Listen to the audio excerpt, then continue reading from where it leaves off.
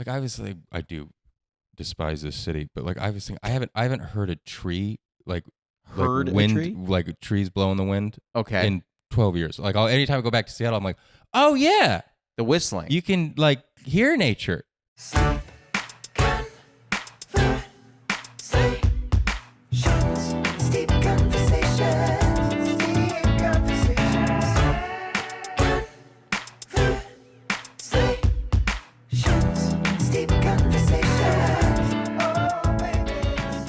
When you were talking about the Daily Show, you actually got flown out? I didn't know that. Well, I should say they bought me a ticket to fly me out and then canceled, like when I'm literally getting my Uber because they're like, because there was like 1,000 of us who went out for it because it was. I don't think it was 1,000. It was Trevor's first. Oh, before he had taken. So 1,000 people submitted. Like Danny submitted, everyone submitted, yeah. and I made it to the final 4, and they went with 3. Roy Wood. Then I was like, they were like Roy Wood. I was like, you immediately just. Well, he's your best. One of the best stand-ups I've ever seen. Yeah, the correct. Yep. hire. Yep. The other two were choice. it was a pregnant blonde woman and an Asian guy, and I was like, I can't say anything. Okay, got it. Was it Ronnie who Yeah, got it? yeah. Yeah, I don't know who the pregnant blonde woman was. She was pregnant at the time. I don't think she's pregnant anymore. Well, I figure she didn't hold on to this pregnancy for how many years was he doing it? Yeah, I mean, that's the other thing. It was so long ago now, 7 years ago, probably. It would be very funny if there were just like a character on TV who's just perpetually pregnant. Who's just like the bit is that she's pregnant forever and never has the kid. Yeah, there would be. I feel like that was on something. Where they just What, did someone do that? They've done it reverse, where they just make her fat all of a sudden. Sure. What? I can't remember. I'm trying to. There was some show where they hid. Oh, Allison Hannigan on How I Met Your Mother. They hid her pregnancy behind boxes and tables and things. That's how I would. Where you're just like, yeah, let's just make her fat out of nowhere. Yep, sure. She's just going through. We just don't really touch on it. Well, they did the same thing with Robert McElhenney, where like he was on Always when Sunny. he just beefed up at it, like he got fat and then he beefed. I love because they always did like how they've never gotten an Emmy for anything, and not even nominated. And I'm like, yeah, no, name another actor on a TV show where the guy has gained 200 pounds, and lost it, all for the bit. I'll do the gain. The losing seems hard to me. The gain sounds great. Mean, he's fucking shredded now. Wait, before we keep going, I should introduce the tea. So the tea that you and I are drinking is Bird & Blend's Hazelnut Rocher. It is a black tea, brews for 4 minutes, steeps at 212. I know you said earlier off the mic, not a big tea guy, but that you can. I don't want to say you like it, that you can handle it. I will say I do. I mean, as far as my parameter with tea goes, as far as enjoyment, I've never once, and I don't think I ever will have at least hot tea where I'm like, wow.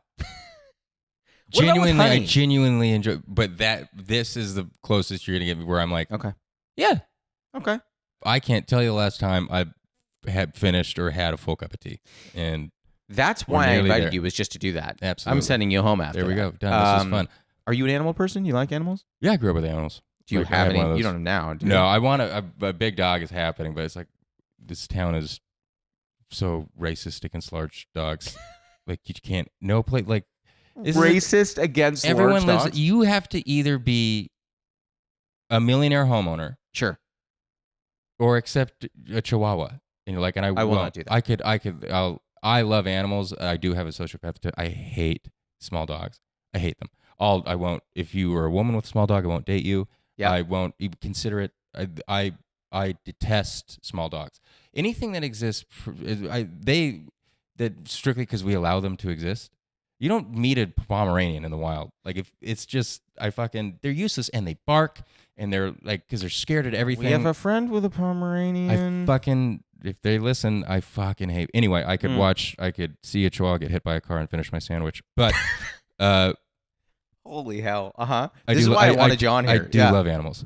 But yeah, I grew up. My mom was one of those moms. You come home, she had something new. Cats. We always had too. We had 3. We had a half wolf, half Malamute. We had horses. You say half wolf? Yeah. Is that real? Mm-hmm. We had an acre, and her name was Akina. She was massive, and she kept getting out. And my dad, furious, and he was just like, go outside, find the hole she dug, and don't come back inside until you find it. Why was she digging holes? Well, he couldn't figure out how she was getting out. Oh, because she kept get it. So, and she had a full shock collar on, full blast, because we can't. She kept getting out, and we had lawyers who lived. We had You sued her. You sued the dog. Gay lawyers lived like half a block up, and they had chickens, and she would go eat the chickens. So I'm out there. I searched the whole perimeter, not one, not a hole, nothing. And she's just kind of looking at me, and then a car goes by. We had 6-foot fence around the whole thing. A car goes by, pickup truck goes by with the dog in the back. Akina sees the dog, flatfoots the fence, takes off. No way. Flatfoots the fence. 6 feet high? Uh-huh. That is unbelievable. I was like, holy, and so I was like, oh, you just hang back here because She doesn't have to. Yeah, She likes it. you're just appeasing us. Unbelievable. We moved. We lived in Santa Barbara. Then we moved back to Seattle. And You lived in Santa Barbara? 90s. Huh. It's an interesting time. Neverland getting raided. I was there, baby. A lot of helicopters. But when we moved back to Seattle, we lived down this steep fucking hill. It's like Goat Trail Hill. And I had like baseball practice, and Akina had gotten out, and my mom couldn't get her in. And my mom was like, fuck it, we got to go to the game. And she's like, get in the car. And she's like, I'll just outrun her. Because Akina, she was my mom's dog, and she would follow her anywhere. And we had a radar gun in the back from like pitching, and we clocked Akina going uphill. I swear to God, like a 40% grade. We clocked her at 45 miles an hour. This is the craziest thing Yeah. I've ever heard. So she was sweet. She was a handful. And also immune to the shock. Immune Oh to the yeah, shock collar. that's the strongest dog in the world. Have you ever, this is a weird question, and I promise I'll explain in a second. Have you ever actually felt a shock collar go off? Mm-hmm. It's not fun. No. So our dog got over it. Dog didn't have the shock collar on. You already out? Yeah, but I'm fine. Bless up. The dog didn't have the shock collar on. My mom goes, you got to go put the shock collar on the dog. Now me, like a jackass, goes, no problem. Holding the shock collar, like an idiot. The two things. That's how we all felt. That's how we've all felt the shock collar before. Yeah. Is because We're dumb. We're idiots. Yeah. So I run, jump over the fence, because I could jump over the fence to go get the dog. Mm-hmm. And literally, it was like a cartoon, like right, like in the midair, and I just launched the thing up. Yeah. And my mom's like, "What's going on?" I'm like, "That really hurts." Yeah. Because it's also like electric fences. So it's like terrible. the same where it's like, yeah, I learned those early. Because living in Seattle, one of my friends, it's all woods and water up there. I don't see you as a big outdoorsy guy, but maybe you are. Oh yeah, I like not so much. I like to camp, but like it's mostly just like obviously I do despise this city, but like I was thinking, I haven't heard a tree like Heard wind, a tree? like trees blowing the wind Okay. in 12 years. Like anytime I go back to Seattle, I'm like, oh yeah, The whistling. you can like hear nature. Here it's just like, Why are you in LA? I a don't great feel like this is a question. place you would like. I don't know. But you're gonna stay. I don't know why I do comedy, and I don't know why I'm in Los Angeles, but we're trying to figure it You out. know, I mean, if I said to you, and I don't believe this. I want to be clear. I don't believe this at all. But I'm just like I'm. This is all completely hypothetical. If I said to you, you're gonna get a little further in your comedy career, but you and I are gonna be middlings, right? We're not gonna be the Roy Wood Juniors. Yeah. Okay. We may not even be the Danny Jollis, right? We're gonna, who we talked about earlier off mic, very talented guy, doing great, but Lovely still boy. not making $1 million of comedy. We're middling. Are you still saying I'm gonna keep doing comedy and I'm gonna live in LA? I'll always do comedy. At some point, I'm like not LA. I will not die here, and I'm looking very forward to dying. But like, Oh gosh, yeah, great. I don't know when Dark my night of the time soul over here. in LA will be up. The other thing is like, as much as I wax poetically about Seattle, like, and I like the rain and I like nature, but it is the weather up there. It does because the joke is summer doesn't hit until July 5th because you can't see the fireworks on the 4th. But like it That's is like really funny. it's like a month too long. Like I will get to a point because June gloom is a true thing where it's like I'm like okay, so like the dream is always like I love Northern California. Sure. It's like if like LA and Seattle had a kid, a bastard child, but like half my time would be in the Northwest and half my time would be somewhere in Northern California. Why can't you do that? I got to find like a more reliable source of income. Yeah, I mean, comedy ain't it. It is interesting though. Like, and again, we talked about this earlier, but like you have worked in corporate, but you chose not to work in corporate. The challenge for me is I work in corporate, and I've chosen to continue working in corporate because I feel like it gives me more flexibility Yeah. to do the comedy stuff I want to do. Like, Mhm. you know, Which is great. If you can make that work, absolutely. well, I'm not saying it's not really challenging Yeah. to balance those things, but what made you just go, I don't want to do this? Corporate, Yeah. my bosses, I've always had. But you weren't willing to try a new company. You were just like, I'm done with corporate. Not, I mean, you do Yeah. stints. But I won't do, I won't, like, I'll never do an Amazon or like a Snapchat again. Snapchat, I get was challenging. Amazon, I've heard not great things. But like, you're telling me if like a Facebook or a Google or something like that were like, hey, do you want to work here? You'd be like, no. Facebook, no. Because the other thing is I gotta know, like, at some point, like, I'll never work for Bezos because fuck that guy. Sure. I'll never work for Zuckerberg for the same reason. Sure. Google, maybe. Yeah. But like, if like DDB came back and was like, hey, you want to copyright and you can do remote, and I'd be like, yeah, okay. Full time? Yeah. Okay. Because you weren't full time before. No. Right.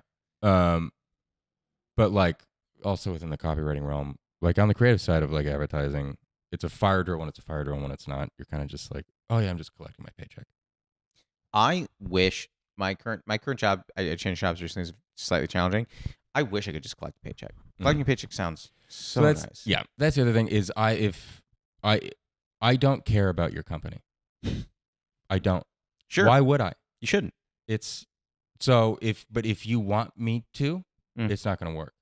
Or you need to pay me an amount of money that is like really makes you care. Exactly.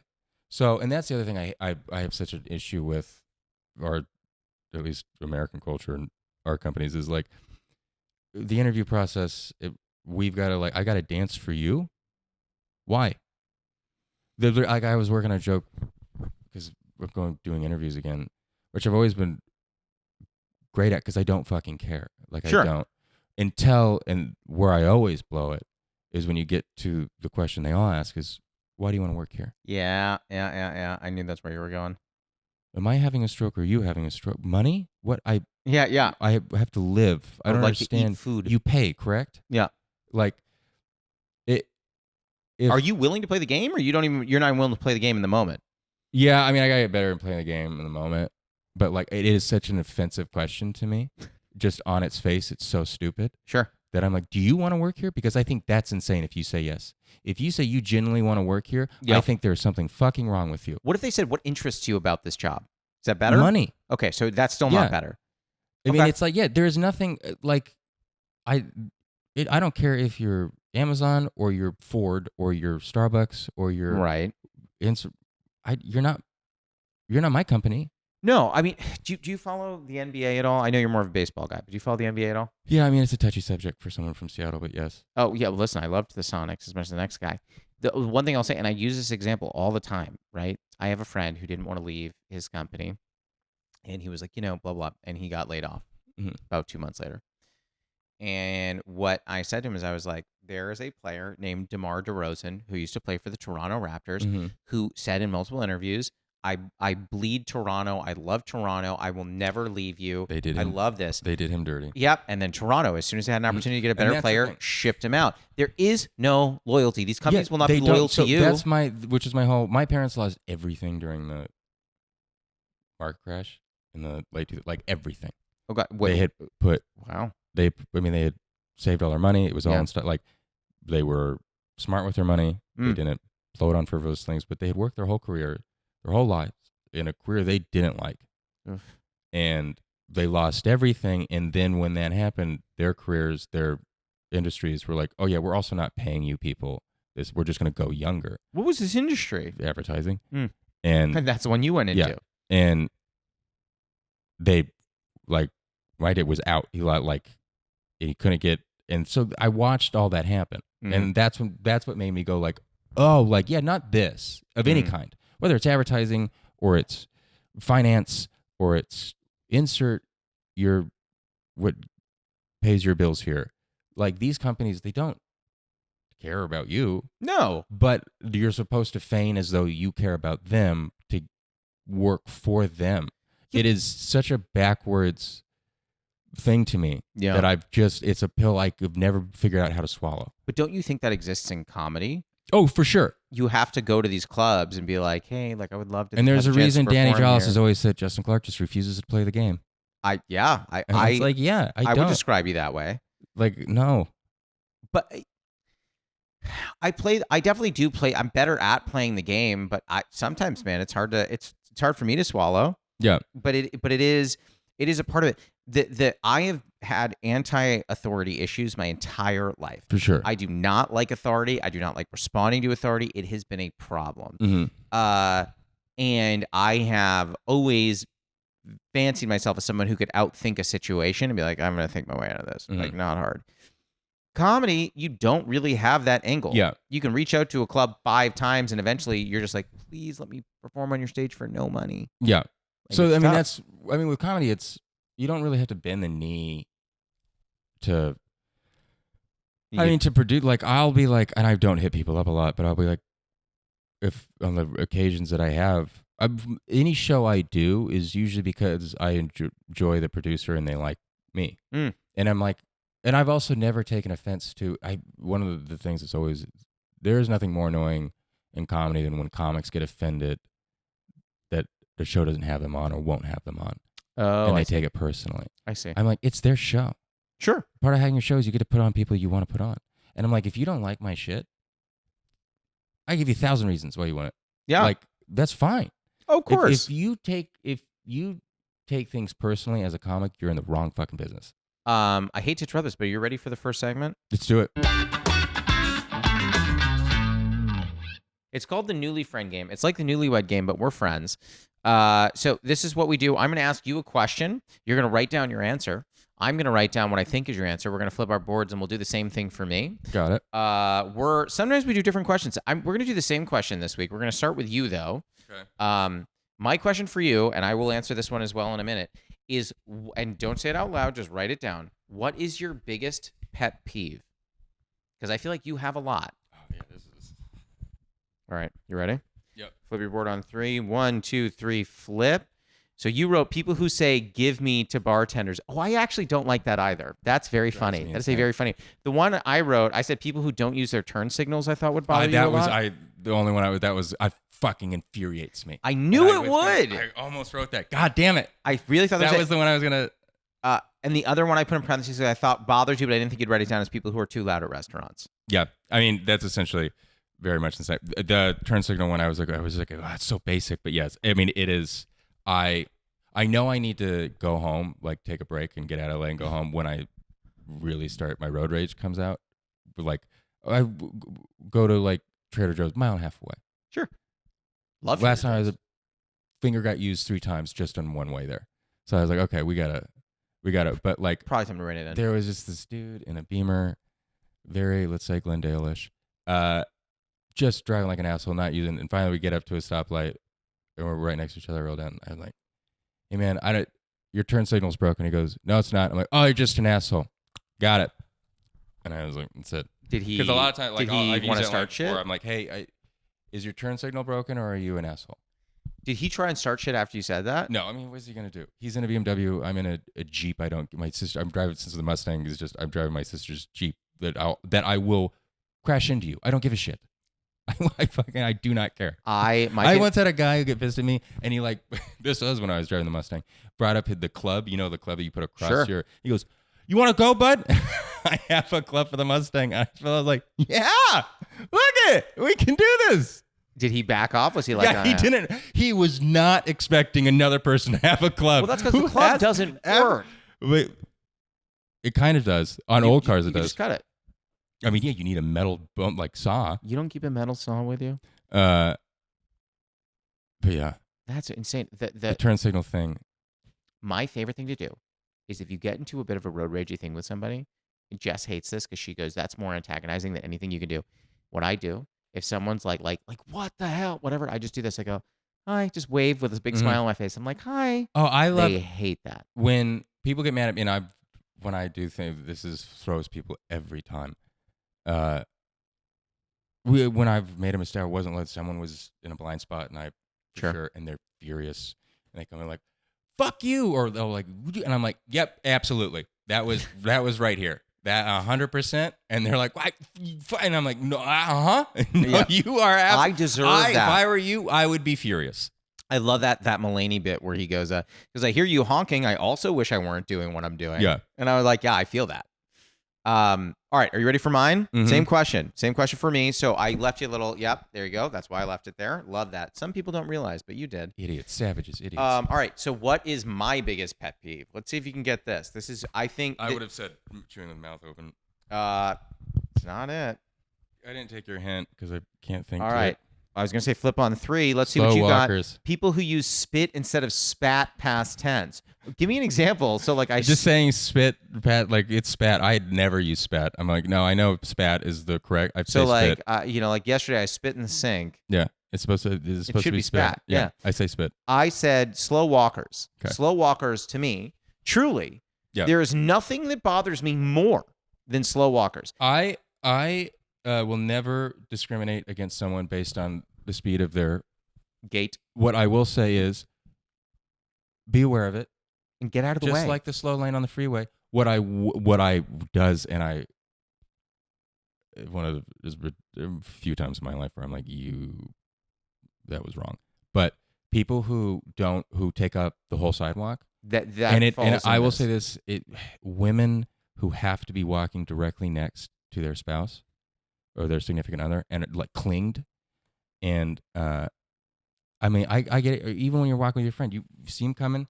If that's a single and you're with a pair, one of you dives in and drafts. All right, that's fucking straight up common human decency. Sure. And I was running, and you big runner? Yeah. Oh. And well, I got to do something. I don't do that. Don't believe in it. And this girl was with her boyfriend, and we're sidewalk and busy street, and he's on the street side, and I'm coming at him. Sure. And he can't go into the street, and I can't go into she won't. She will not. And I'm running, and I just stop, and I look at her and go, "What the fuck do you think we're supposed to do here?" I was I've been running. I was like, she saw this was a quarter mile in the making, and this dumb bitch could not solve this riddle. And did she answer? And no, she was I was aggressive right off the bat, so she got a little scared. But I was like, you saw me coming. I can't go into the street, and your boyfriend can go in the street. Where did you think I was going to go? And then I continue running. But I was like, God, just fucking dive in. Just you have to. But that's part of the slow walking thing is also that weird tandem stuff. Mm-hmm. One time, Jess posted on social media, and I thought it was so funny because it's so real. She goes, dating a New Yorker is this view all the time. And it was just a picture of me about 10 feet ahead of her walking down the street. Mm-hmm. Because I just like, listen, I love her, but she's her own person. She's an independent lady. She doesn't need me to I don't need to be like, honey, are you okay? Like, she knows how to walk. Yeah. She learned how to walk before we met. Yeah. When she very young, I didn't know her then, and I think she's fine without me being like, exactly. Let me wait for you. I'm gonna walk. She'll walk. We will sort it out. That's why independence is I need that in a significant. You can't. It's like I don't think chivalry is dead. I'm like, no, it's just defined stupidly. Chivalry has chivalry's definition has changed. Like if you need a door open for you, you can fuck right off. Like I'll do it. Yeah, but if you think that or you want me to lie, to be someone I am not. Oh, I see. Like what? No, I'm not. I'm going to be exactly how I would be with you. We were going to spend the rest for I'm not doing because I don't think, and I don't do it to be rude. Like I'm like, no. But I don't think. I have so much faith in you as a person. I think that you can open your door. And if you can't, I don't think this is going to work because I can't worry about you constantly. I'll do it if I remember. Like if we're walking into a restaurant, I'll maybe. But I'm not getting out of the car every single time and opening their car door. It is something that I'll never do. Not even if you're going to a restaurant, you won't. I will no. When I'm like in any situation, when I'm in public and I'm opening a door and someone, I'll leave it. Absolutely, yeah, absolutely. But if we're walking up to a car. I'm not opening. Why would I ever open your car door? You actually just reminded me of a really big pet peeve of mine, and this is so specific, but I feel like you have the same one. If I am more than 20 feet away from a door, Don't hold it open Yeah. for me. I don't want to jog over there. Yeah. That's exhausting. Yeah, you're making this is this is a problem for both of us. You've now. created a situation now that I don't want to be in. And here's the thing: if I continue my pace I'm at, then I look like a dick. Yeah. But unless I jog, which I don't want to, you've now forced me into cardio, which I've just learned you like. But cardio is hard for me. I'm. That's fair. These bones. You work in tech. They're getting. These bones are getting older, man. The back crunches. Oh yeah, no, I shouldn't be running anymore. Everything hurts. Have you ever run like a marathon? No, I mean I've done half. But okay. Throw that away. I've done a half, which is 26 point whatever a full is. 26.2, 13.1. And I did half 10, 12 years ago. It was well they don't. And I also didn't train because I was always running. And I think the 4 days before I went for 2 runs of 8 miles. I was like, all right, I got this. The thing I'll tell you is fucking nipples. The nips, they chafe. You got it. For a week, 2 weeks, my nipples were raw. What do you do to fix that? What, you put Band-Aids over them? Yeah, you just have to I forget what I did, but yeah, God damn it. I'll tell you that. I'm gonna be honest. I never thought about that. I didn't either. I'm feeling weirdness in my nipples now that you said that. I don't care for what you just said. It was not enjoyable. Were you doing it to prove something to yourself, or just because you were bored and had some free time? No, buddy was like, "You want to do?" And we just showed up, and it ended up being a marathon for cancer, and you had to sign up for it. And we got there, and everyone had numbers, and we were like, "This is in Seattle," and they're like, "We don't have numbers." And he's like, "I think we were supposed to sign it, and you're supposed to pay." And we're like, "All right." And we just ran. It shot up. The marker went off, and everyone went. We just went, and they didn't have a spotter checking for numbers and shit until the last quarter mile. And they had the guy was chasing us down. He's like, "You're not." I'm like, bud, fuck right off. Not at the end. And we just outran him and crossed the finish line. They gave us our medal. They gave us our food, our banana and Gatorade and yada yada. And we got our pictures and everything. Are you kidding me? It was supposed to be for cancer, but honestly, yeah, fuck cancer. I'm not gonna. I mean, yeah. Hopefully at the end you were like, you know what, and we don't like cancer, and then you did one of those maybe. Well, but yeah, they had the fact that they had this guy literally a quarter mile to the finish. I'm like, no. Why not at the beginning? Absolutely. I also love this guy was running after you. Because if they had come up to us at the beginning, you're like, guys, no. I'm like, all right. But we ran the whole thing, and I'm like, 100% no. Not only am I crossing that finish line, I don't care if you're on me. I'm grabbing all the things that I want. I just love that all they give you is a banana. Prizes. Not a lot. It wasn't. But that's the thing. You do these marathons, you do these half marathons, and in that half marathon, there was a break-off point for people wanting to do the full marathon. So it was like a they don't get to go through the midway celebration. Yeah, they would have it was a whole. And I remember I did decent time, and I think there was. How did you even get your time? They have. Or is there a big timer on the top? Yeah, when you leave, there's a time. Because I was gonna say you don't have a number. You can't look up your number. When the marker goes, the clock starts, and they had one at the finish line. Got it. That was just continually running, so you would cross. Okay. I love that you showed up for a marathon. You didn't think that you would need to have signed up ahead of time. I also everybody was just like, "You want to do this?" And I was like, "Sure."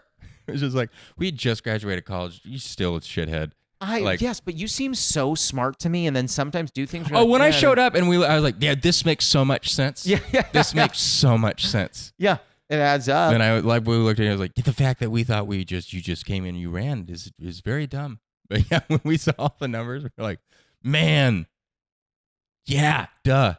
I always find it surprising when you run into there are some comedians that do extracurriculars that make sense to me. I know we talked off mic about how you're in a kickball league, that makes sense. Mm-hmm. Softball league, that makes sense. I heard there was a runners club. I'm like, I don't want to what? That I've never seen. I don't enjoy working out and I don't enjoy running. I do it because I'm incredibly vain. Sure. And we also I also have to I'm inside all the time. It's the only way I can get the rage out or whatever it is. It's you just got to run or you turn your mind off. But I've never, ever, ever, ever wanted to run with anyone or enjoyed running with somebody. Or when I see couples running together, I'm just like, God damn it. But that, it's all into your walking point. It's slow walk, but is someone who's close to my pace, but not. We're just in this fucking constant game. You need to speed up. Where I'm either gaining so marginally that we're just constantly going to be right next to each other or in this weird or vice versa. I hate it. It's a nightmare. It's the same thing when you're driving on the freeway and there's someone you're going like I just want you to go like 4 miles an hour faster. Because I'm in this cruise mode right now. Oh yeah. And it's like I can go around you, but then I got to get. Typically, I'm in the fast lane, but because in the fast, I will do 80. Sure. And I'm like, this is what I'm doing. And if you're doing faster than 80, I'm not moving over for you. I'm going to stay because technically you're supposed to stay. If someone's going that much faster, they are supposed to be the one that goes around. So I'm like, Oh, I thought right. it's always left is passing. Yeah, but when you're on, so when I'm in the fast lane, going fast, Yeah. and which means you're going 85 to 90. Sure. The onus is on you to figure that fucking wall out. Okay, not me. But when I'm in with the Mustang, because the Mustang is the only time like I'm not in the fast lane because that car just is 60 feels like 100. Sure. But like, Hope it has airbags. when you're trying. Oh God, no. Lovely. Are you kidding me? Lovely. Barely has seatbelts. But like, you've got to go around some. So they'll. I'm like, I want you to go 4 miles because now I got to get in the fast lane and kind of slowly go around you. And then someone's going to be coming up in the fast lane and they're going to be furious. Yeah. Because now we're doing a running roadblock. Jesus. Are you ready for the final segment? Let's do it. It's called the lightning round. It's 5 fast questions. They do not have to be fast answers. We once had someone on here who really thought it was important to answer quickly. It is not. Okay. So just know that. Question 1. What is a favorite ritual of yours? So mine is making tea. Mine is every day around 2:30. I watched PTI. PTI. Interesting. still Are you watch more it. of a Wilbon or a Kornheiser? It's ebbed and flowed. They're both just grumpy old men now. Correct. But they bicker with each other. I used to be more of a Wilbon. I've always liked. Used to be more of a Wilbon, but now Wilbon just. I mean, he's become Stephen A. Smith. I don't think he's They that hang. Well, they bad. hang constantly. So now he's got all of these opinions that are based in no. They were great back in the day because they were true journalists. Yes. They work for the Post. And I mean, now they're just glorified podcast hosts now who aren't on the beat trail, who have no inside tracks really to the. So it's really just their opinions. And Wilbon has really leaned into just being a Just angry old black backwards man opinions. who rants. I will say I've been historically more of a Wilbon guy, but I hear where you're at. Yeah. Question 2, running bit with a friend or partner that makes you laugh. Every every time I see Amy Silverberg, I grab her by the neck, or she takes my hand and puts it around her neck. It's usually the latter. And then when I forget, she's like, and I'm like, yeah, okay, hi. Unbelievable. I do also love that. I think this may be the first time that someone on the podcast has brought up a running bit with a former podcast guest. That is very funny. Question 3, can you do an impression of one or both of your parents? And not a good impression. The worse, the better. Oh, here's like the best impression I have of my mother is, and this is verbatim, I'm not gaslighting you. You're just remembering it wrong. That's a Pam Clark quote. My favorite thing that my mother does is I'll be like, yeah, I'm like, you used to do this when we were kids. She goes, no, I never did that. I'm like, oh my God. Yeah. I'm like, yeah. I was like, well, me and my sister must both just be having amnesia. That's why, like, I tell people this all the time. Like, I have a younger sister. We're super close now. She's 3 years younger than me. This is when I met Erica? But yeah. Yeah, you met I her. met her. Lovely. Yeah. But growing up, we fucking hate each other. We That's always how want to it be. is. Yeah, but I was like, we could see each other. When we were kids, we could have watched each other die in front of our eyes and finished our candy, like had continued eating our candy, and been like, and just walked to our mother without any urgency. Sure. I mean, now she's one of my best friends, but it is great having each other now, strictly because your parents. My mom, I'll do some bullshit, and all it takes is a look. We just look at each other, and we know it's like two old non-buddies who were in the shit together. Yeah, 100%. You just go, and you just shared clock PTSD. it, you nod, and you're like, okay. Yeah, it is so funny that you always hate each other because when I met her, it was funny. Sometimes you meet people's fam and they're like, oh, there's like a weird energy, whatever. She was just like laid back. She was very chill. It's very, very. I've always said, Erica, like I've older brothers are the original feminists, like in the true definition, like because we treat you like you say you want to be, like you are equal. Yeah. You are. They torture us the say same some way. stupid bullshit, we let you know, and we make you cry about it.